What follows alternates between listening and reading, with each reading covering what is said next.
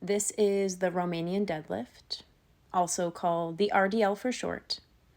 Now this is your really classic hip hinge where we're trying to push the hips back to the wall behind you as you slide the weights down the legs.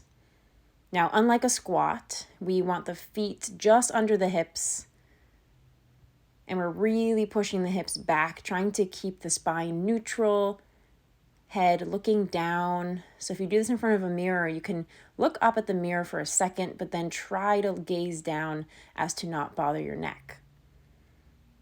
Now, we'd like to slide the weights just past the knees and then come back up.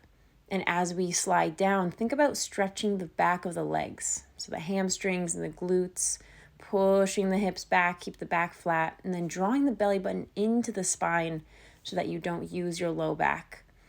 And now it's really important here to keep the weights really close to the body. So I am really just sliding them down my legs, just past the knee, and then sliding the back up because we don't want to bother the low back at all. Now, if sliding it past your knees causes you to round at the low back, then limit the range of motion.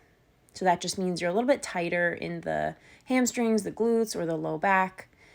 We can also practice with a foam roller. So here I'm sliding a foam roller down the thighs as I push the hips back, trying to keep my weight even in my feet.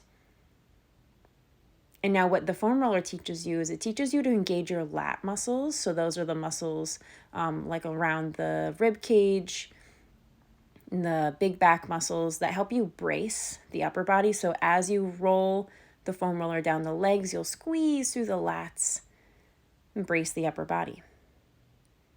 Now you can also just practice body weight by pressing the hips back. Now this is actually a really good hamstring stretch. If you can push the hips back, stretch through the hamstrings, and then do a little squeeze of the glute at the top, it helps just lengthen the top of the hamstring. And then once you've done some practicing, you can grab the dumbbells and keep hinging.